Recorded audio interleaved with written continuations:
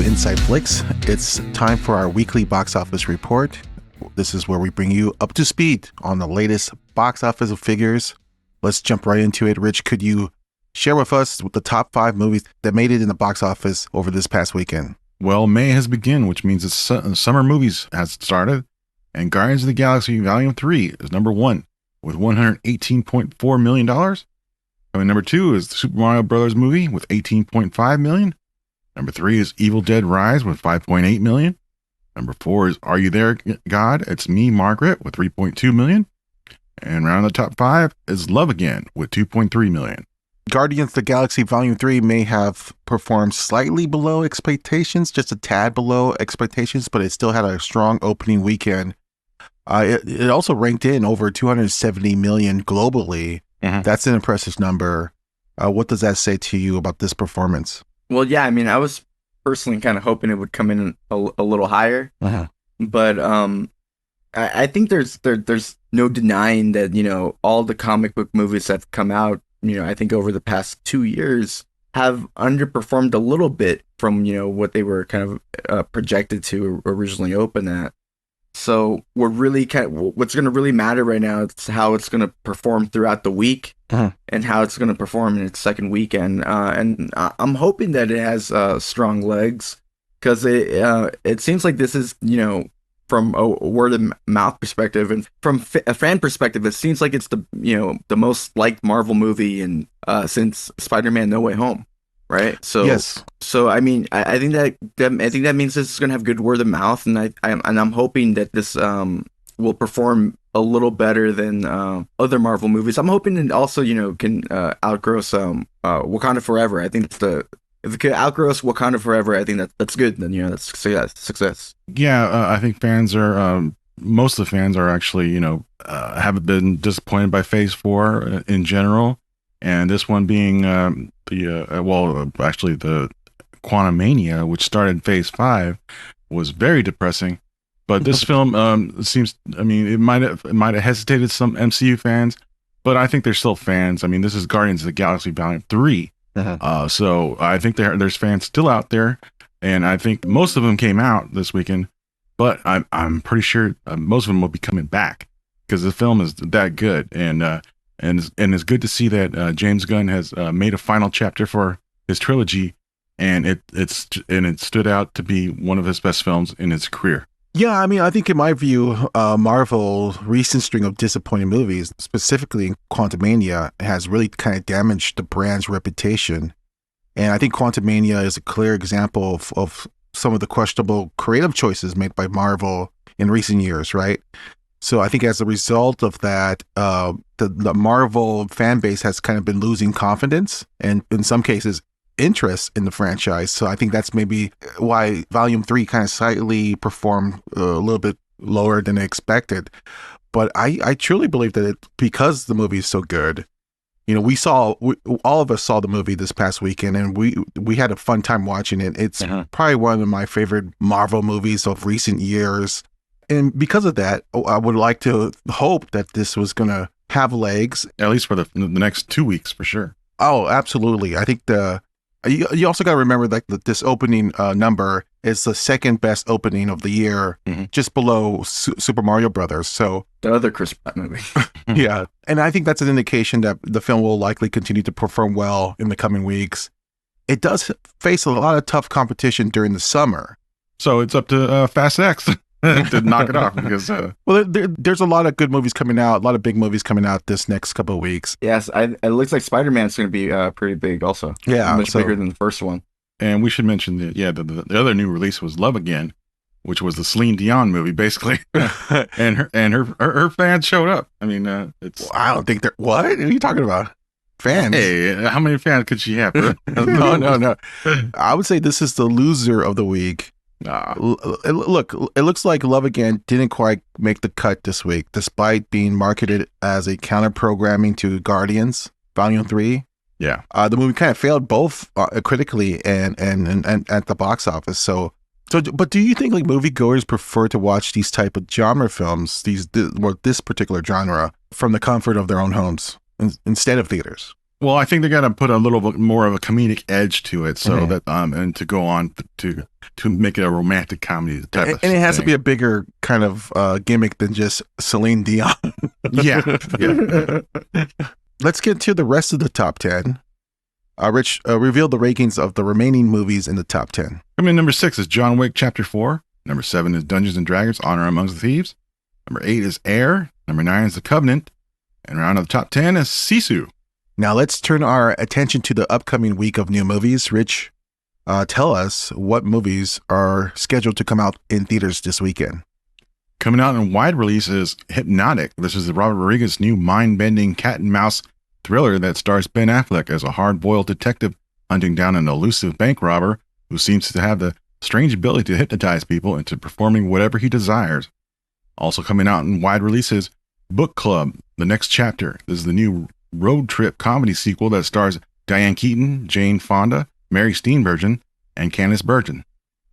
Also coming out in wide release is Knights of the Zodiac. This is the new action fantasy film based on the popular anime and manga series, which stars McKenyu, Madison Iceman, Famke Johnson, Mark Dacascos, and Sean Bean. Okay, so among these films, it seems like Hypnotic has the most potential to crack the top 3 at the box office this weekend. I disagree. I have to say that with some hesitation because I, and don't get me wrong, I'm a big fan of filmmaker Robert Rodriguez, also a big fan of actor Ben Affleck.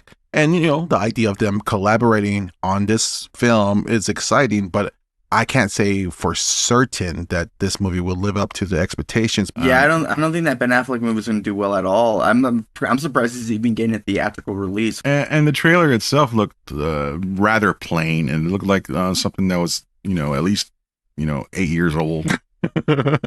I'm crossing my fingers that this movie is going to be good. But so far, the early buzz hasn't been great. Yeah, but I think the movie that's actually going to more than likely crack the top 3 is the Book Club sequel. The original Book Club was great counter programming at the time for the summer blockbusters that were playing. Back when the first one came out, Book Club came in at number 3 to Deadpool 2 and Avengers: Infinity War, and Book Club ended up making in its opening weekend $13.5 million. Ended up making a total of $100 million worldwide. So I think the hope here is that, this Book Club sequel could get double digits, but I don't think it will. But that said, I still think it's going to be the most successful movie of all these, movies coming out. Interesting. Well, it's certainly after the success of 80 for Brady, it seems like there is an audience for this type of older woman-centric films, and Book Club definitely fits the bill, So, I wouldn't be shocked. I'd say Book Club is probably like an even older audience than 80 for Brady. How is there an older audience? Because I think 80 for Brady probably also got moms, not just grandmas. Sure. There's no way that Guardians of the Galaxy Volume 3 doesn't become number 1 again. And Mario's going to be number 2 again, probably. Probably, yeah. Well, let's look at what's coming out in limited release. Rich, tell us. Coming out in limited release this week is Fool's Paradise. Is the new Hollywood satire comedy, which marks the directorial debut of Always Sunny's Charlie Day, who also co-stars alongside a stacked cast that includes Ray Liotta, Adrian Brody, Jason Sudeikis, Edie Falco, Jason Bateman, John Malkovich, and much, much more. Also coming out in limited release is BlackBerry. This is the new biographical dramedy about the rise and fall of the popular 90s smartphone device. This is the End's Jay Baruchel, Always Sunny's Glenn Howerton, and Matt Johnson, who also directs. Also coming out in limited release is It Ain't Over. This is the new indie documentary that chronicles the life and career of legendary Yankees baseball catcher and coach Yogi Berra, who is also known for his famous Yogi-isms, such as It Ain't Over Till It's Over, and it's deja vu all over again. So a big week for Always Sunny fans. You got Charlie Day's movie, and then you also got a movie that stars Glenn Howerton. Raymond, you're a big Always Sunny's fan. Any of these movies kind of appeal to you? Not really. Even Charlie Day's directorial debut. It doesn't look too exciting to me, but well, I have actually heard good things about BlackBerry. This is a movie that came out on SXSW. Really? Yeah. That's great because I'm actually a fan of the director, but all his previous films have been kind of more like found footage, kind of guerrilla filmmaking style films, and Yeah, this is something different. This is the guy who directed The Dirties and a NASA film. I forgot what that was called. Operation Avalanche. Okay, that's what it was. And yeah, he uses documentary style filmmaking, or the aesthetic of documentary. And I suppose that's the same style here.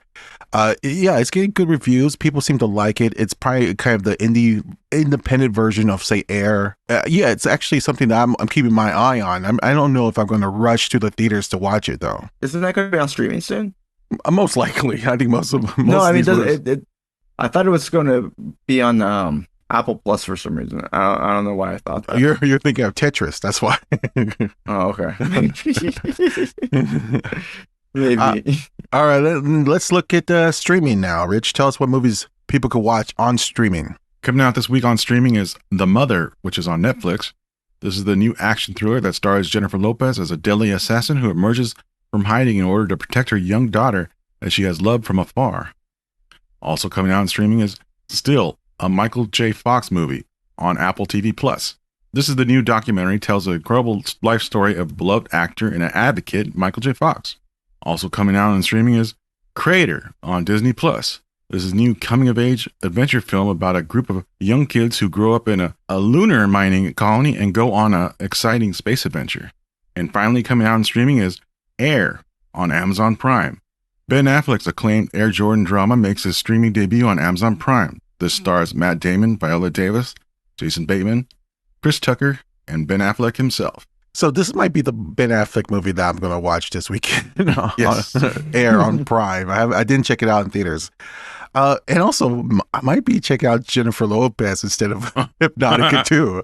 The Mother it was a pretty decent trailer. I mean, look, it's a low budget or like straightforward kind of assassin thriller. That's kind of right up my alley. Before we go, let's talk a little bit about Guardians of the Galaxy Volume 3. We did get a chance to see it. Let's just really quickly get your thoughts. Rich, let me get your thoughts on the movie. Yeah, I hope it does better. I mean, I hope it, like I said earlier, I hope that people go back to theaters to see it, because it is that type of movie that this is the best movie that MCU has made since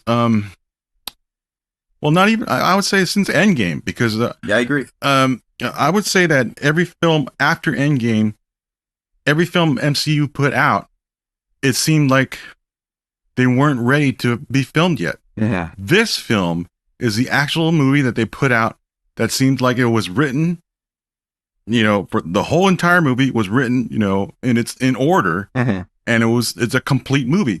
Every other film from MCU, every other project from MCU seems like it was a, half-brained, production.